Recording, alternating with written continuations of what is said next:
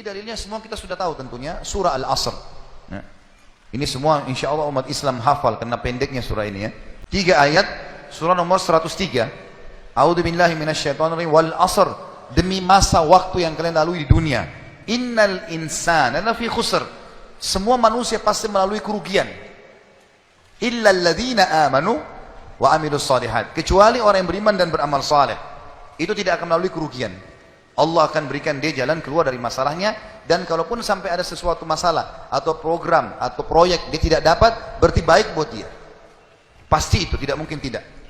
Allah selamatkan dia. Wa tawasaw bil haqqi wa tawasaw bis sabr. Maka saling mewasiatkanlah kebaikan ini dan kebenaran ini, dan saling mewasiatkanlah agar sabar selama hidup di dunia, karena kalian akan menuju ke akhirat. Saya kasih contoh teman-teman, ada satu doktor ngajar di Ummul Qura, Dr. Muhammad, semoga Allah jaga beliau. Saya pernah mendengarkan salah satu kaset ceramahnya luar biasa gitu. Dia kasih contoh, dia bilang ada seseorang di Saudi, teman dia, salehnya luar biasa ibadahnya. Dia bilang sholat malamnya gak kehilangan, sholat 5 waktu selalu on time, selalu menjaga istiqomah di jalan Allah, halal haram. Satu waktu dia lamar seorang wanita dan diterima lamarannya. Pada saat sudah mau menikah gitu kan, kurang lebih ditentukan jadwal, kalau saya tidak salah itu 3 bulan dari waktu itu akan menikah. 2 bulan atau 1 bulan sebelum pernikahan, tiba-tiba perempuan ini batalin pernikahan. Batal pernikahan, nggak jadi nikah. Laki-laki ini bertanya kepada calon mertuanya, ada apa? Saya juga nggak tahu. Ditanya perempuan ini oleh orang tuanya, kenapa nak? Malu keluarga? Enggak, pokoknya saya nggak mau nikah sama laki-laki ini. Bersikeras si perempuan tidak mau nikah. Kata Dr. Muhammad, dia bilang, saya setiap kali ketemu sama teman saya ini, teman saya selalu berdoa. Saya dengar doanya, ya Allah kembalikan wanita ini pada saya suka sama dia. Luar biasa merengeknya sama Allah gitu kan. Dan saya saking kesian sama dia, sampai saya mengatakan, ya Allah kabulkan buat dia. Luar biasa dia mohonnya sama Allah. Tapi uniknya kata Dr. Muhammad, enggak dikabulkan, enggak dikasih sama Allah. Sampai tiba hari H pernikahan yang ditentukan tanggalnya, perempuan ini akhirnya memang dia tunggu waktu itu, ada laki-laki lain lamar, diterima sama dia. Diterima pada saat itu. Diterima lamaran laki-laki baru. Waktu sudah menikah sama laki-laki itu, si orang soleh ini, temannya Dr. Muhammad, berhenti berdoa. Sudah selesai, jadi istrinya orang, nggak boleh kita doa lagi kan.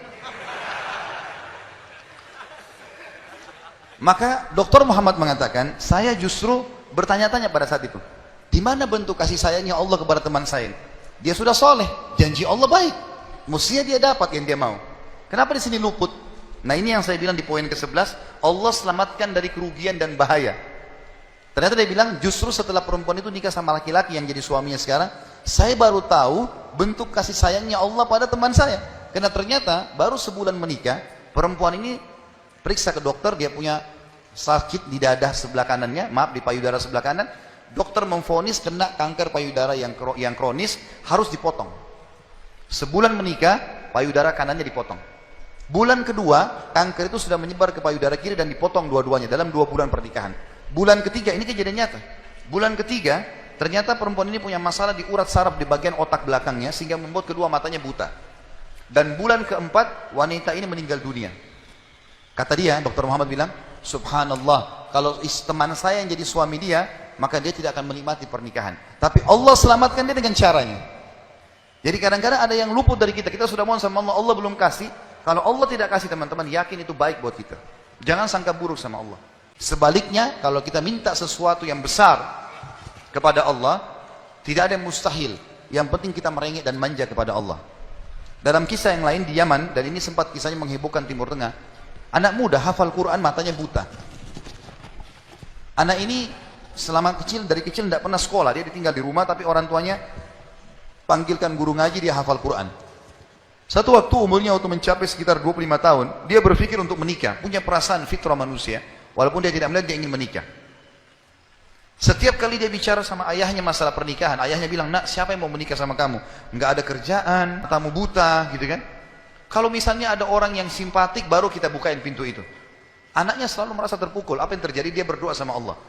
Dalam kisah ini dikatakan, dia cerita tentang dirinya, dia bilang, saya berdoa selama sebulan. Sebulan penuh berdoa. Mohon sama Allah. Kasih ya Allah, nikahkan saya. Dan doanya begini, ya Allah, karuniakan saya wanita yang paling cantik di Yaman, yang paling pintar, yang paling kaya. Begitu doanya.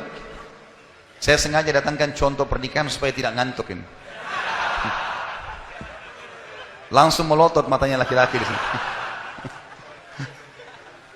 Tapi memang kisah nyata terjadi seperti itu. Maka teman-teman sekalian, di hari ke-30 dari doanya, sebulan dia berdoa, dia mimpi, ada orang datang dalam mimpinya mengatakan begini, "Hai anak muda, jodohmu namanya Fulana binti Fulana." Disebut nama perempuan itu. Ayahnya bernama Fulan bin Fulan. Itu tokoh masyarakat di kampung sebelah, di kota sebelah. Besok datanglah lamar. Begitu mimpinya dia. Dia bangun, kaget, dia sholat tahajud, kemudian dia sholat subuh, habis sholat subuh dia ikut ke masjid, buta matanya pergi sama ayahnya ke masjid. Pulang dari sholat subuh dia bilang sama ayahnya, "Ayah, ada enggak kota di sebelah kita ini namanya kota ini?" Kata ayahnya, "Ada." "Ada enggak orang namanya Fulan bin Fulan, tokoh di situ?" Kata ayahnya, "Ada." Ini dalam mimpi disebut ini. Dia enggak tahu kota itu, dia enggak tahu orang itu. Kata ayahnya, "Ada. Itu tokoh masyarakat terkenal di sana, orang kaya raya." "Ada enggak anaknya namanya Fulana binti Fulana?" Kata ayahnya, "Ada." Kata dia, "Lamarin buat saya, ayah."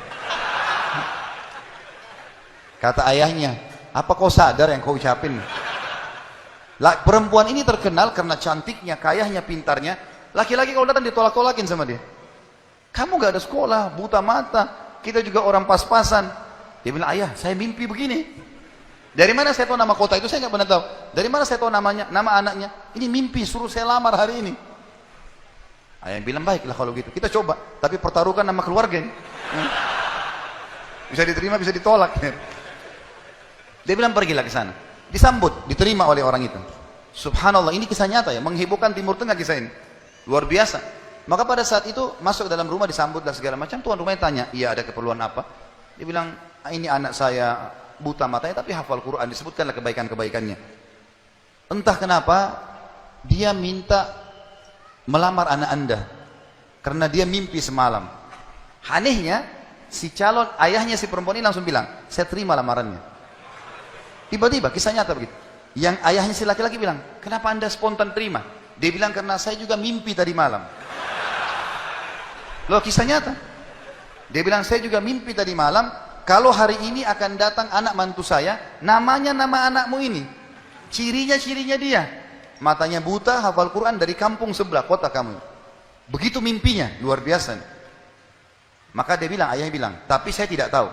Ini kan pagi-pagi tadi habis sholat subuh, siap-siap datang." Dia bilang, "Saya belum," kata ayahnya perempuan ini, "saya belum tanya anak saya. Tergantung anak saya terima ya sudah, kalau enggak ya enggak." Kata mereka, "Baiklah." Masuklah si ayah ke kamar anak perempuannya. Ini ayahnya ini sudah biasa, begitu ditanya, "Nak, ada yang minta?" "Saya enggak mau." Sudah biasa, nolak. Kata dia, "Nak, dari kampung sebelah, kota ini ada, kampung ini ada si Fulan, matanya buta, mau melamar kamu." Anak perempuan itu bilang apa? "Ayah, nikahkan saya. Terima lamarannya." Kata ayahnya, "Bagaimana? Kau belum lihat orangnya?" Dia bilang, "Tadi malam saya mimpi." Kisah nyata loh. Si perempuan itu mimpi, mengatakan akan datang jodohmu besok, namanya Fulana bin Fulan, dari negeri kota sebelah, buta matanya, hafal Quran, terima lamarannya, karena itu suami terbaik. Menikah gara-gara itu. Makanya sahabat dalam berdoa. Kita ini kadang-kadang atau antum ini sering berdoa baru 2 kali sudah ngomel sama Allah. Sebulan orang berdoa, beberapa hari, sabar. Jadi minta sama Allah tidak ada yang mustahil, gitu kan? Satu sisi yang lain, kalau kita sudah minta Allah belum kasih, berarti bukan Allah benci sama kita, justru Allah mau selamatkan kita, sebagaimana kisah tadi wanita yang buta itu. Ini namanya contoh orang selamat dari kerugian. Allah selamatkan dengan caranya.